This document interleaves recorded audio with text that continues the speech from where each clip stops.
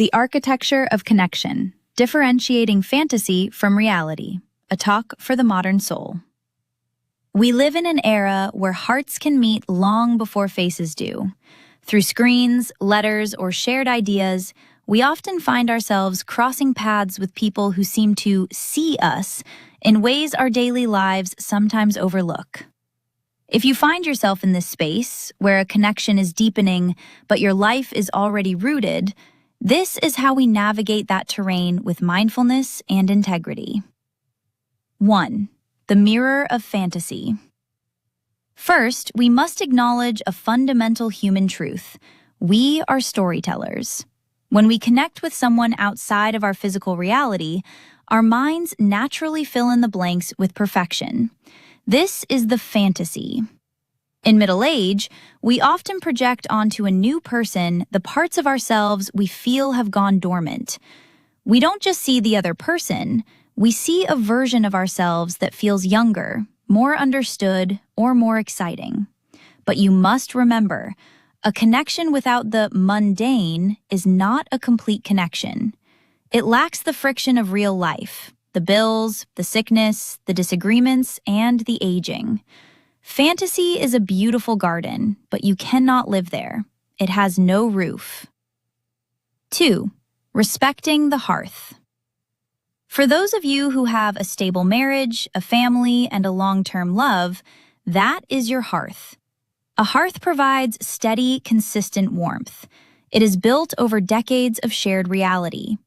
When an unexpected connection starts to feel intimate, it's easy to mistake a new spark for a better fire. But integrity means recognizing that the hearth you've built is worth more than a spark you've just found. Real maturity is the ability to say, I value this new connection, but I will not burn down my home to keep this spark alive. 3. The art of the direct conversation. If you feel someone leaning into a fantasy of you, the most compassionate thing you can do is hold up a mirror of reality. We often stay silent because we don't want to hurt the other person, but silence in these moments is actually a form of dishonesty. How to frame the talk. Acknowledge the value. Start by saying, I value the depth of our conversations. State the reality. Clearly define your boundaries. My life is anchored in my marriage and my family. That is my reality and my priority. Identify the fantasy. Gently point out the distance. Because we don't share a physical life, it's easy to imagine a version of us that isn't burdened by real-world problems. But that version isn't real. Offer the third way. Instead of an ending, offer a transformation. I want to be your friend. A true, stringless friend who encourages you, but I cannot be your perfect mate. 4.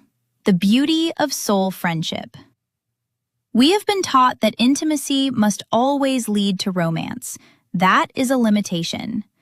There is a profound beauty in a soul friendship, a connection where two people see each other clearly, respect each other's boundaries, and decide to walk parallel paths rather than merging them. When you remove the weight of expectations and what-ifs, you actually gain something more stable.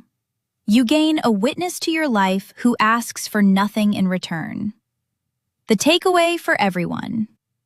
Humans are vulnerable beings. It is not a sin to feel a connection. It is a sign that you are alive.